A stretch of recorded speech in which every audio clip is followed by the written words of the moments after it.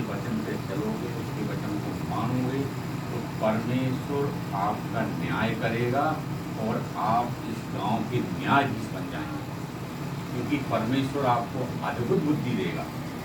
तो झूठे लोगों के पास इतनी बुद्धि है अपार, वो कुट लेंगे पिट लेंगे। जो कुटता है पिटता बुद्धिमान वो होता है कि जो कुट के दूसरों को मारता वो बुद्धिमान होता है। और जो दूसरों पे गोली चलाता है मारता वो बुद्धिमान। यीशु मसीह ने अपनी जान किसकी पीती रही? हमारे तुम्हारी।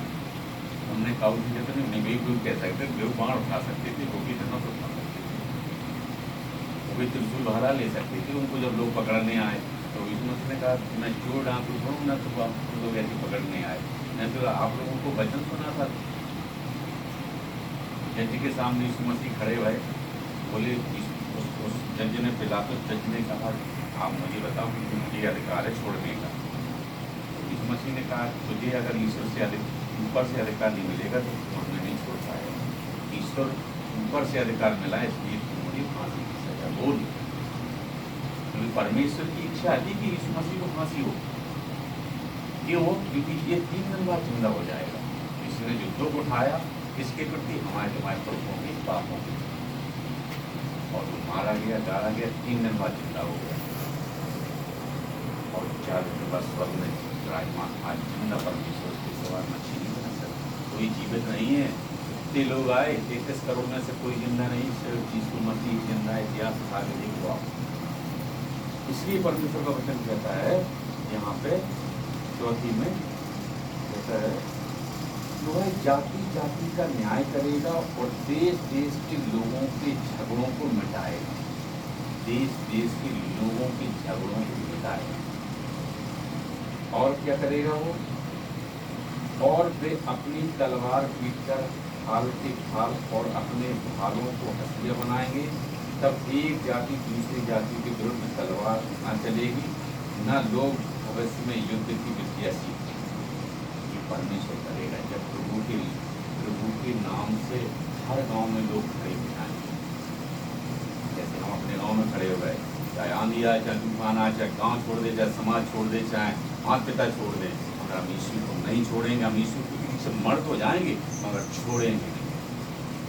यीशु मसीह हमारा न्यायाधीश है, वो न्याय करेगा।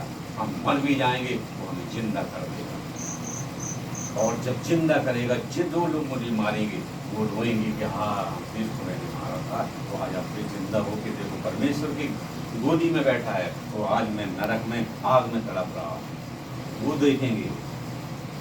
ऐसा प्रभु न्याय करेगा। अब इस पृथ्वी पर न्याय होगा। अब कोई अवतार नहीं होना है, कुछ नहीं होगा, न्याय होगा।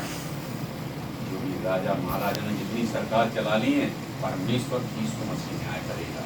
जितने भी आग से जल गए, मिट्टी में गाड़ दिए गए, पानी में बह गए, बाढ़ में बह गए, एक दिन सब जिंदा होके परमेश्वर के सिंहासन के सामने खड़े होंगे।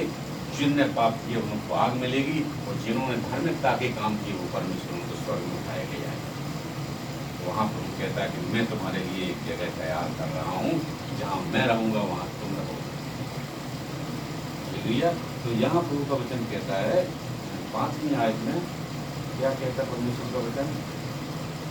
हे याकूब के घराने आ, हम यहोवा के प्रकाश में चले जाए। मतलब हम अब कमलेश को समझ में आए। अब हो जाएगा हे कमलेश के, क्या लिखा है?